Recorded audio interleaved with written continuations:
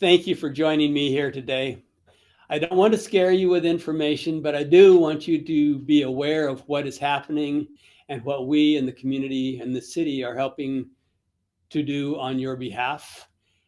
And this is one of this COVID-19 pandemic event is one that will be written about in future history books. And yes, we do have one positive case of COVID identified in Prineville as of last Wednesday. This was really no surprise. The difficulty in having complete and accurate information is the lack of testing available here in Oregon, and for that matter, across the country. The difficulty in moving forward is getting that testing and getting more information readily available to us. We are still a couple of weeks away from having the brunt of the pandemic hit us. And as we are a more rural community and late in getting started with the pandemic, we will probably continue to have a later peak to the pandemic virus in our community. However, because of the delays, it has given the hospital system more time to prepare. And so they are better prepared going into this pandemic than hospitals in the larger cities, the cities that were hit by the COVID-19 virus earlier on.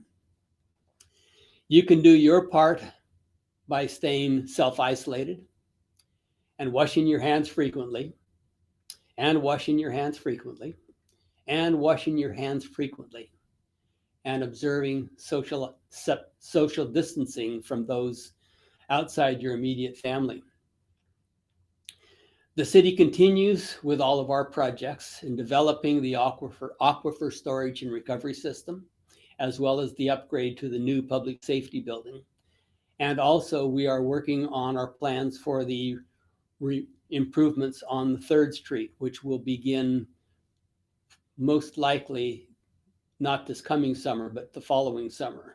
There are a number of improvements that have been planned for years, and we're finally on the verge of being able to move those forward. The 911 emergency system was relocated from the police department to City Hall and now resides in the council chambers. And they will continue to reside in the council chambers until the public safety building is completed and we can relocate the 911 system to their ultimate location, which is on the top floor of the new public safety building. That should happen late summer or more likely early fall. The downtown businesses are a very big concern to us here in Prineville. And we're working with the Chamber of Commerce and EDCO to do whatever we can to assist them through this COVID-19 crisis. If you are among them and you need help, please reach out to the Chamber of Commerce or to the city for that help. There is a new special SBA program. Hopefully you are already aware of it, but if you're not aware of it, you can access the information or find the information for access to that program on the city's Facebook website. I want to congratulate Kim and the chamber staff for doing their part in supporting the downtown local businesses. Their website has provided very good information about support programs, and please contact them for any additional business.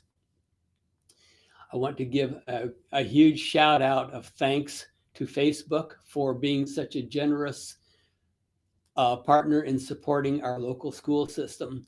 They have provided a great deal of funds and technology to help our kids through these tough times. They have been a wonderful and continue to be a wonderful community partner. So thank you, Facebook.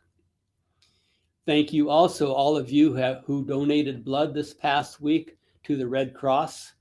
At present, they seem to be doing fairly well, but those blood donations have a relatively short life, and so they will be continuing to need future blood donations. Again, they cannot accept walk-ins, and so you will need to make appointments with the Red Cross for future donations. Again, thank you for helping with that. Another area of help that is needed is with St. Charles Hospital. The details of their request you can find on their website, their Facebook website.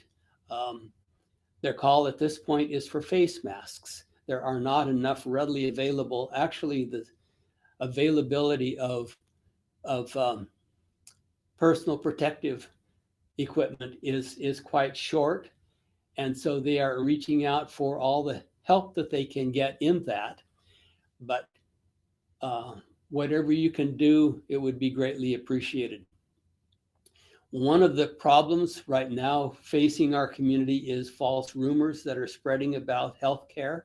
And if you get rumors or you hear rumors that are not factual, it's going to cause more problems than benefits. Turn to a reliable source for your healthcare information. And please, probably the best source of that information is St. Charles Facebook website. So please turn to that for accurate, up-to-date information on the COVID-19. Last week, or this past week actually, I spoke with a woman, a widow. I spoke with her on the phone, and she's in a house alone by herself, no family immediately available. She does have family, thank you, but none living with her at this time. And she gets out very little. Loneliness is a challenge for many of our seniors. They used to go to the senior center, which is now closed for the renovation, but even if it were not closed for renovation, it would be closed under the circumstances. And while we talk about social distancing, many of them are in social isolation. It is a cruel infliction by this pandemic. Please reach out to seniors. A kind voice, a call, a reminder, a connection with the rest of the world, that's very appreciated by them at this time. Another problem that amazes me this time of the year with the conditions that we are experiencing are scams that go around the community, that go all over. And here in Prineville, I'm assuming that we are having some similar scams. So we called Rebecca from our 911 system to come in and answer some questions for us. So Rebecca is here with us. And Rebecca, we're starting to hear a lot about scams related to the pandemic. What can you tell us? Good afternoon, Mayor. So the National Center for Disease Fraud, which is a division of the United States Department of Justice, recently put out a press release that there are several scams related to COVID-19 going around. The known scams include fake apps and websites, as well as malicious emails related to the pandemic that install malware or ransomware, as it's known, on personal devices. There are fraudulent companies offering fake products, such as at-home testing kits or pills that they claim will prevent or cure COVID-19 infections. And there are social media and phone scams requesting donations, or they're claiming to provide stimulus funds if you enter or give your personal banking information. Are these types of things happening just at the national level, or is this happening also in Prineville? Not only is this happening at the national level, but we are already receiving reports of attempted fraud here in Crook County. We have had reports of individuals receiving phone calls where the caller stated that they were with the IRS, and in order for the individual to receive their stimulus payment, they must give the caller their personal information, including their bank account numbers. So it is here locally. Wow. What can our citizens do to not become victims of these scams? So it's recommended that you do not give personal banking or even insurance information over the phone, and that's regardless of the pandemic, but it's just reinforced at this time. Do not make online purchases if you cannot verify the legitimacy of a business that you're buying from.